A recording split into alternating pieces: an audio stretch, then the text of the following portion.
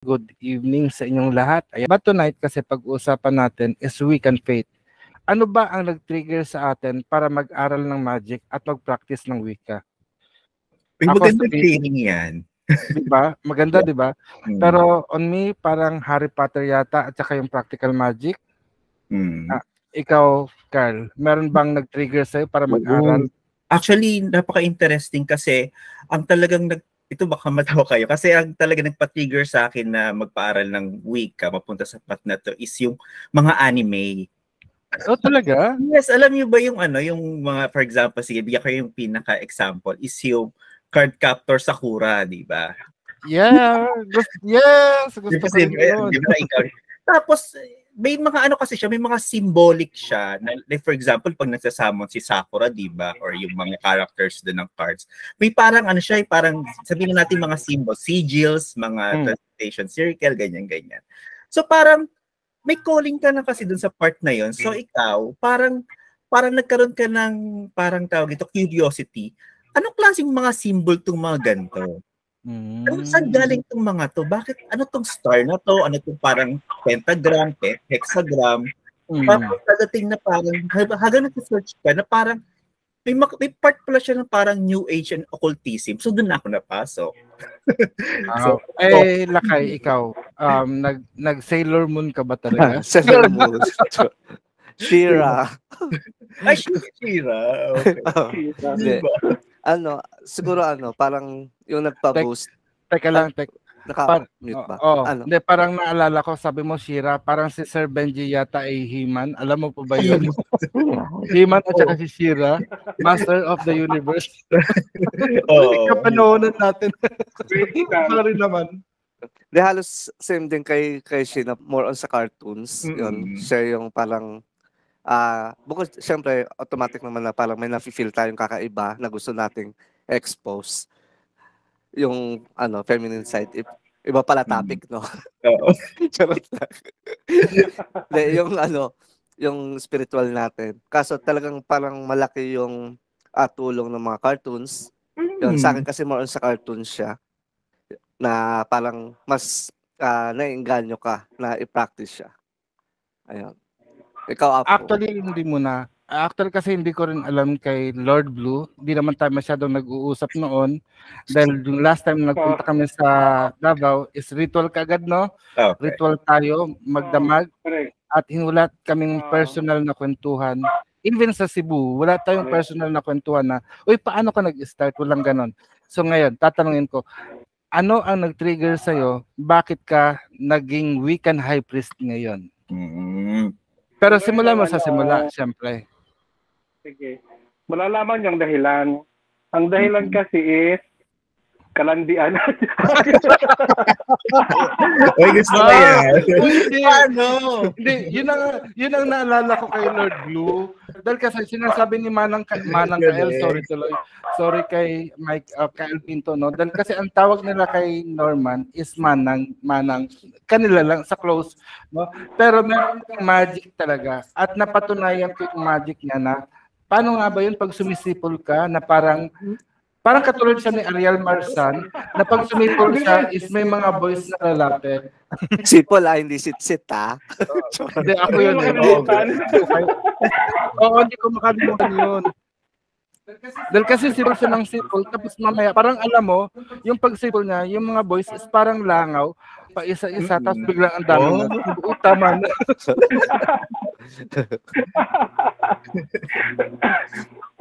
Basta yung simula ko kasi sa nag-start na ko meron kasi ako yung na-best friend pero crush ko, parang ganun. Wow. Tapos parang nagkaaway kami.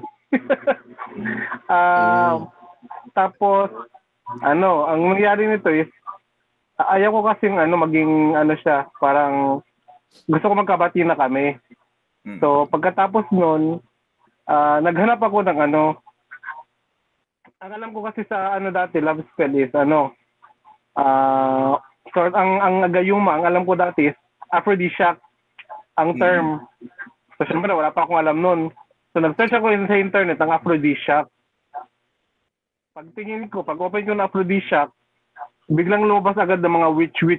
Medyo natakot ako syempre kasi first time ko, ay may ganito palang site. Doon ko nakita na nag-exist pala mga ganito sa internet. Doon ako nagsimula na na-curious ako doon, nag-open ako ng mga webpage. Una, natatakot ko ako, tapos hanggang sa sinave ko na, hanggang kinumpile ko, doon ako natuto mag-bookbinding. So dahil doon, natuto ako mag-bookbinding kasi prinin ko lahat, binukbind ko. Hanggang ngayon, nasa akin pa. Tapos, yun, hanggang doon, hanggang sinubukan ko mga simple spell, simple na mga tapos yung ginawa ko na spell para sa kanya, parang kasi natatakot ako gumawa ng parang love spell kasi controlling. Kasi nakita ko yung The Craft.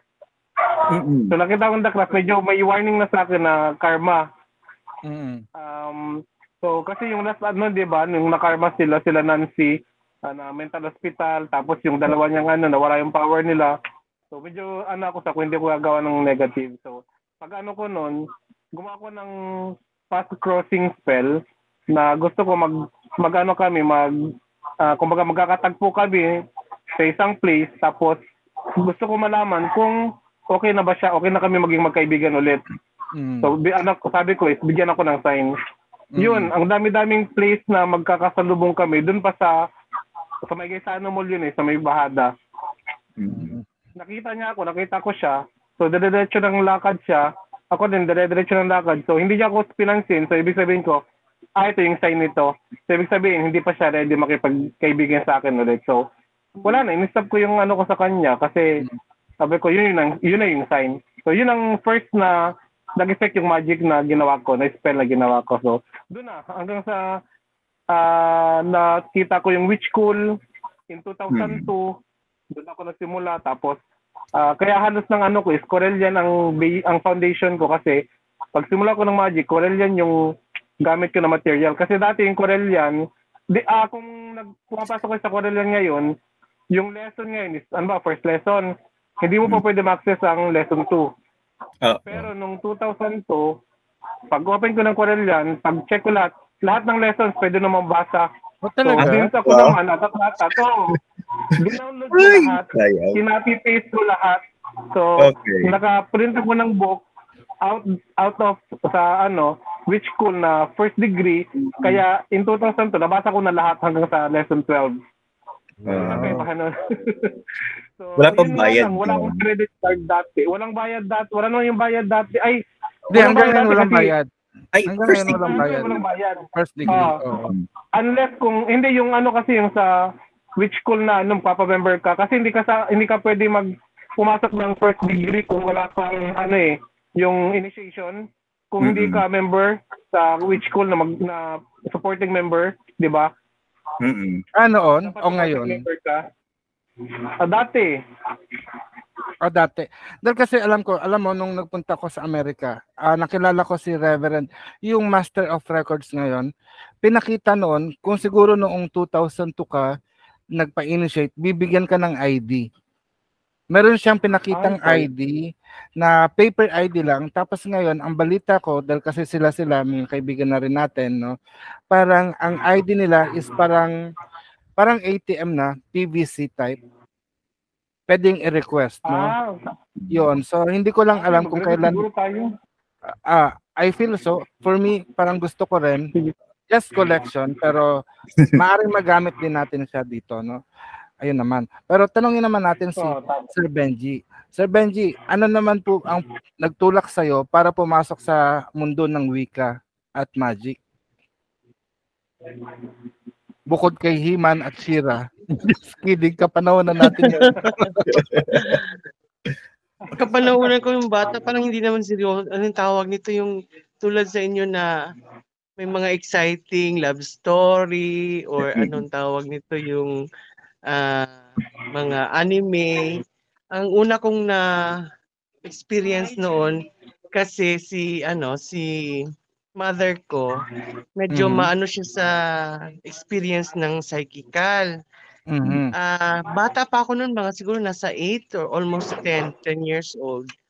ang mother ko, tinuturuan niya ako kung paano i-contact si Papa. Wala pang cellphone